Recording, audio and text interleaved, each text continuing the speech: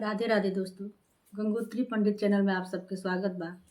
आज हम बहुत सुंदर एगो शिव जी के गीत लेके आइल बनी। सुनी जा और कमेंट में बताया जाए कि गीत कैसा लागल और आप सब कहाँ से सुनता नहीं।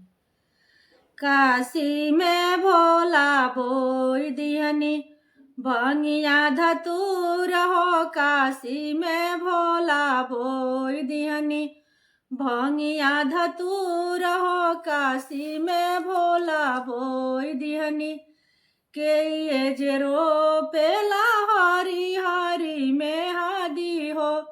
के ये जे रोपेला हरी हरी में हादी हो। के ये जे रोप देला के ये जे रोप देला भंगिया धतूर हो। काशी में भोला बोई दिहनी भंगिया धतूर हो। काशी में भोला बोई दिहनी गौरा जे रोपेली हरी हरी में हादी हो। गौरा जे रोपेली हरी हरी में हादी हो। भोले बाबा रोप दिहनी भोले बाबा रोप दिहनी भंगिया धतूर हो। काशी में भोला बोई दिहनी भंगिया धतूर हो। काशी में भोला बोई दिहनी भंगिया धतूर हो। काशी में भोला बोई दिहनी के ये जैसी चला हरी हरी में हादी हो।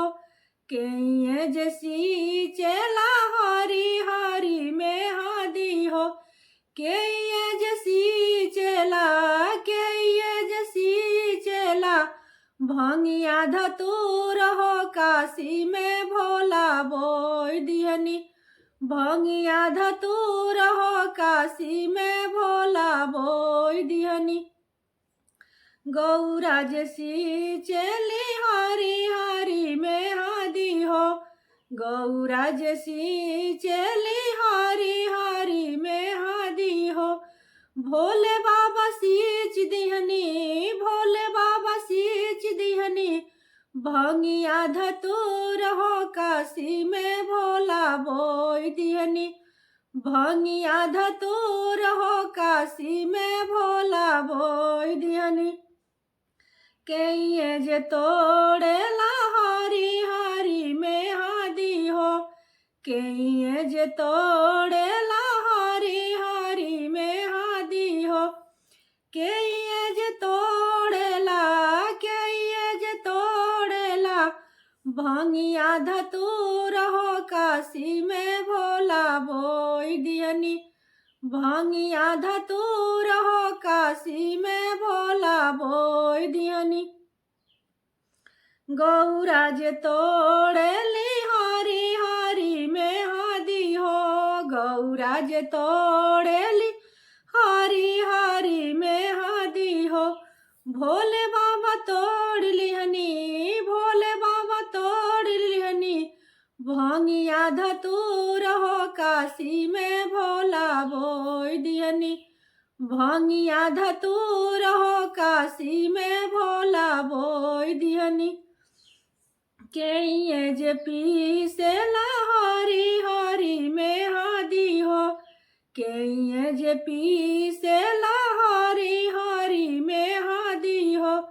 के ये जे पीसेला के ये जे पीसेला भंगिया धतूर हो। काशी में भोला बोई दिहनी भंगिया धतूर हो। काशी में भोला बोई दिहनी गौरा जे पीसेली हरी हरी में हादी हो। गौरा जे पीसेली हरी हरी में हादी हो। भोले बाबा पीस दिहनी भोले बाबा पीस दिहनी भंगिया धतूर हो। काशी में भोला बोई दिहनी भंगिया धतूर हो। काशी में भोला बोई दिहनी के ये जे चला हरी हरी में हादी हो। के ये जे चला हरी हरी में हादी हो। के ये जे पियला के ये जे भांगिया धतूर हो काशी में भोला रोप दिहनी।